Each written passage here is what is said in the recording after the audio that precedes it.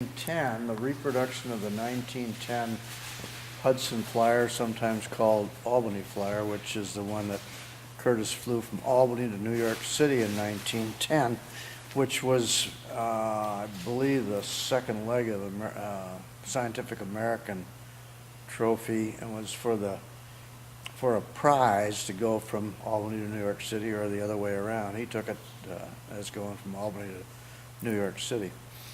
And later on, or kind of in the same time frame, with a different set of wings and a different aileron setup and a few other things different on it, it was the first one to make a temporary deck carrier takeoff, and on another occasion the first one to make a carrier landing. And the Navy's interested in this one and our A1, which was a reproduction of the first U.S. Navy airplane, for to participate in the 2011 centennial of naval aviation.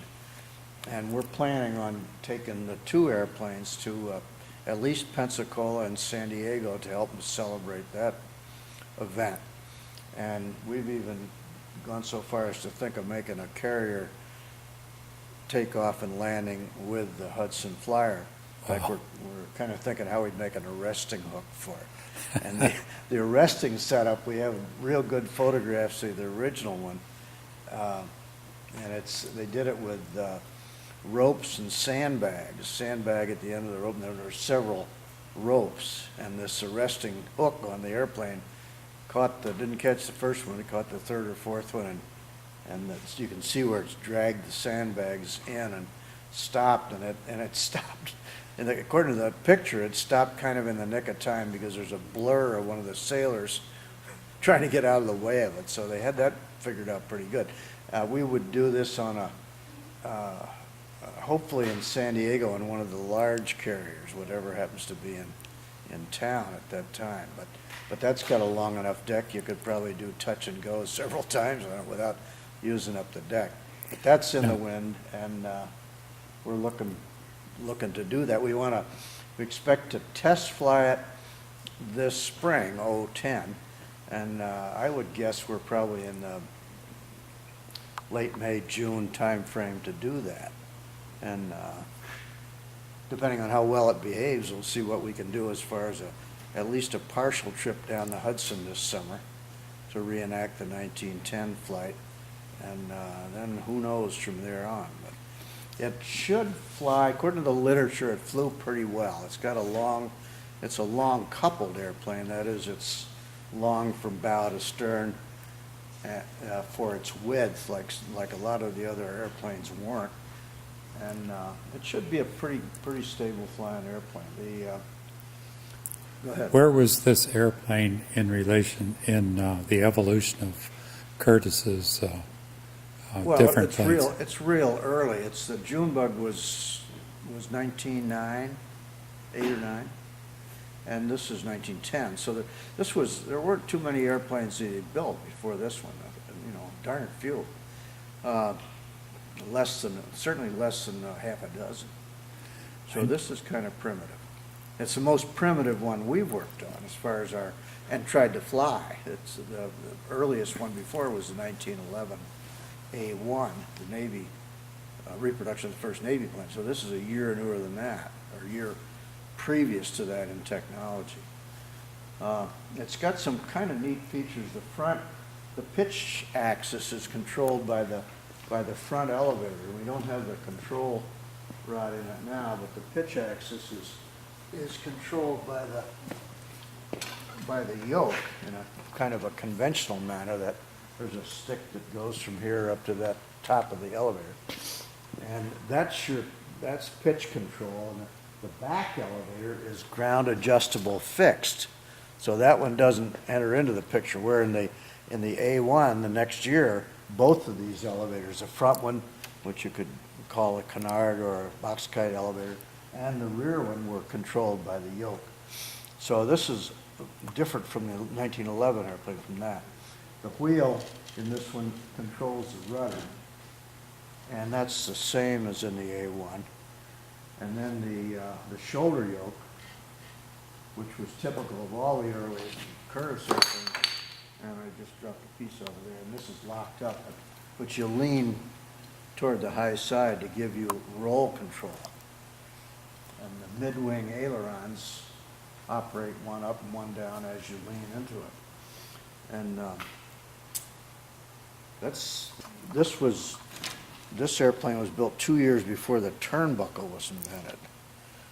And so this one has the adjustment on the standing rigging is a motorcycle wheel spoke and spoke nut right here, and then you shorten up the spoke and wrap it around itself and then make a joint here. This of course is before you had nickel presses, and this is a piece of copper tubing flattened, run around the wires. A wire runs down, back, and then the bitter end of it goes on the outside of the copper tubing, then you solder it all together. And we tested these to 400 pounds, and they take that, and the maximum tension on the wires is more in the neighborhood of 100. So it's a pretty safe little unit. We have a drawing of this. The original Curtiss drawing shows this assembly, this adjustment assembly. But that's after 1912, then everything is turnbuckles. But this has got that feature.